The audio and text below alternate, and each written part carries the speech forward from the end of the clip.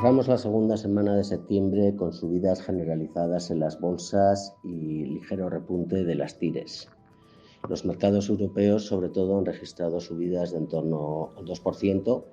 a pesar de la subida de tipos decretada por el Banco Central Europeo y las peores previsiones económicas vertidas tanto por este como por la Comisión Europea. En Estados Unidos las subidas han sido más moderadas tanto en el Nasdaq como en el S&P 500. Y también destacamos la buena acogida que ha tenido la OPV de ARM, con subidas del 25% en su debut, siendo la mayor salida a bolsa del año. También destacable durante la semana la subida del petróleo, que se anotaba un 4% en la semana, después de haber subido un 3% ya la semana anterior, y acumulando una subida mayor del 30% desde finales del mes de junio. Lo más destacable de la semana ha sido sin duda la reunión del Banco Central Europeo, en la que se decidiría una 10ª subida de tipos consecutiva de 25 puntos básicos. En este caso, la subida acumulada ya es de 450 puntos básicos y se fijaba el tipo de depósito en el 4% y el tipo de repo en el 4,5%. El hecho de que el Banco Central Europeo comunicara que veía los tipos actuales a un nivel suficientemente restrictivo para poder controlar la inflación fue muy bien acogido por el mercado y prácticamente lo interpretó como un anuncio del fin de ciclo de subidas. Impactó positivamente inicialmente en las tires de los bonos y también en las bolsas. No obstante, las futuras decisiones siempre serán datos dependientes y por el momento pues tampoco se aprecian signos suficientemente claros del control de los precios, ¿no? El BCE incluso ajustó al alza sus previsiones de inflación y ya un día después de la decisión de subida de tipos ya hemos asistido a declaraciones por parte de miembros del BCE diciendo bueno, pues que no está nada claro que con los tipos en estos niveles se pueda atajar totalmente la inflación y llegar al objetivo del 2%. También en el plano macro ha destacado en esta semana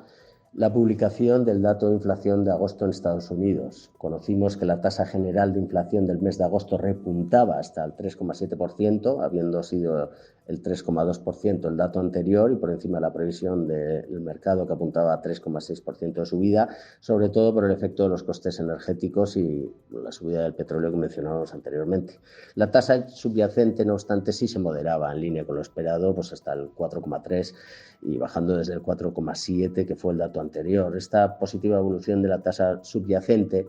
que se espera continúe moderándose en los próximos meses, sí permitirá a la Fed mantener una política monetaria en modo pausa y se ha reducido considerablemente la previsión del mercado de que se produzcan nuevas subidas este año. La probabilidad de que haya una subida en la próxima reunión de la Fed de la semana que viene, según el mercado, tan solo del 3%, y un total del 35% apunta a que habrá una nueva subida de cara a final de año, siendo el otro 65% ya piensa que no habrá más subidas este año. Como comentábamos anteriormente, el petróleo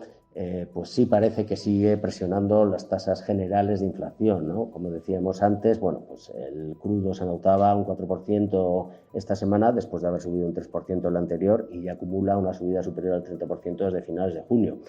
Esto se debe a pues, la extensión de los recortes de producción por parte de Arabia Saudí y Rusia, junto con la fortaleza de la demanda por parte sobre todo de China, y que han provocado que ya incluso la OPEP Plus pues estime un déficit de producción de 3,3 millones de barriles diarios durante el cuarto trimestre de este año, y eso está elevando pues los precios considerablemente, ¿no? La subida del precio del crudo, pues unida a la fuerte dependencia de las economías occidentales de las importaciones de pues viene presionando tanto las tasas generales de inflación como presionarán la capacidad de gasto de los consumidores de estas economías y por lo tanto pues impactando la evolución de las mismas. De cara a la próxima semana, pues hay datos muy relevantes, sobre todo concentración de reuniones de bancos centrales. El miércoles asistiremos a la reunión de la Fed, donde se espera que se mantengan los tipos de interés en el 5,5%, como decíamos antes, el 97% del mercado prevé que se mantengan los tipos y asimismo pues, se expondrá una actualización de las proyecciones económicas. Al día siguiente tendremos reunión del Banco de Inglaterra, el jueves 21, con el 70% del mercado, no obstante, preveyendo una nueva subida de tipos de 25 puntos hasta el 5,5, en un contexto de muy elevada inflación y presión de los salarios al alza. Por último, finalizaremos con el Banco de Japón el viernes, donde de momento no esperamos cambios en la medida en que el nuevo gobernador del Banco Central de Japón, Ueda, espera contar con más datos de cara a final del año antes de modificar su actual política expansiva y dar un giro hacia una política más neutra o restrictiva. También muy importante durante la semana que viene, los PMI preliminares del mes de septiembre, ¿no? Y como dato adelantado de ciclo, podrían dar alguna pista adicional sobre la evolución de todas las economías occidentales que van a proveer de este dato la próxima semana. Sobre todo el viernes se concentrarán los PMI preliminares tanto en su componente manufacturero como de servicios y compuesto en Estados Unidos, Japón, la eurozona, Alemania, Francia y Reino Unido. El tono general de las previsiones apunta a cierta estabilidad de los PMI